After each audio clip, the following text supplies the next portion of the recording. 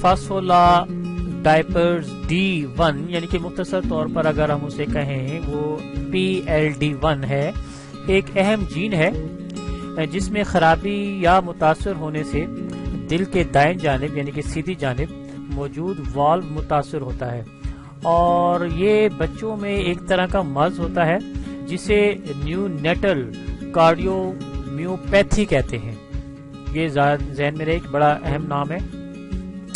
اچھا، general of clinical investigation کے مطابق بچوں میں پیدائشی طور پہ جتنے بھی نقائص پیدا ہوتے ہیں ان میں سے تقریباً آپ سمجھ لیں 33% یعنی کہ 33% جو ہے 33% کا تعلق قلبی بیماریوں سے ہوتا ہے۔ ان میں دل کے خانے یعنی کہ والو کی خرابی سر فہرست ہوتی ہے۔ سٹونی بورگ یونیورسٹی کے رینسا اسکول کے پروفیسر ہیں مائیکل فرومان اور ان کے ساتھی ہیں تقریباً گزشتہ 25 برس سے PLD1 پر تحقیق اور اس کی کلوننگ کر رہے ہیں۔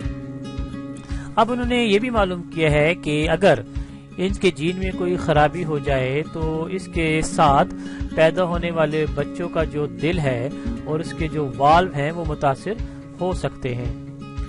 تو PLD1 ایک انزائم ہے یعنی کہ خامرہ ہے، خامرے کی طرح کام کرتا ہے اور یہ سگنل خارج کرتا ہے، ایک سگنلز ہوتے ہیں وہ خارج کرتا ہے کہ کس طرح خلیات مختلف ہارمون کی صورت میں برتاؤ کرتے ہیں۔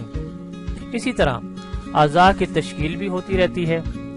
تقریباً گزشتہ 25 سال سے 25 برس کی تحقیق کے بعد اب اس جین کا بچوں میں قلبی بیماریوں کا تعلق کا انکشاف ہوا ہے، یعنی کہ دل کی بیماریوں کا ایک انکشاف ہوا ہے۔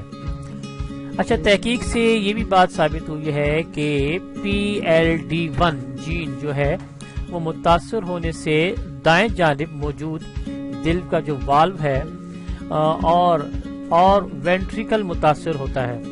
اس طرح کہا جا سکتا ہے کہ یہ جین دل کی تشکیل اور نشو و نما پر اثر انداز ہو سکتا ہے، لیکن یہ حقائق تقریباً 2700 کے قریب دل کے مریض نومولود بچوں پر تحقیقات میں سامنے آئے ہیں۔ تو اس سے یہ بھی معلوم ہوا ہے کہ بعض بچوں میں یہ جین والدین سے منتقل ہوا تھا اور ماں کے پیٹ میں ہی دل کی نشو و نما پر اثر انداز ہوا تھا، جس میں مدت حمل کا 7واں ہفتہ بہت ہی اہم قرار دیا گیا ہے۔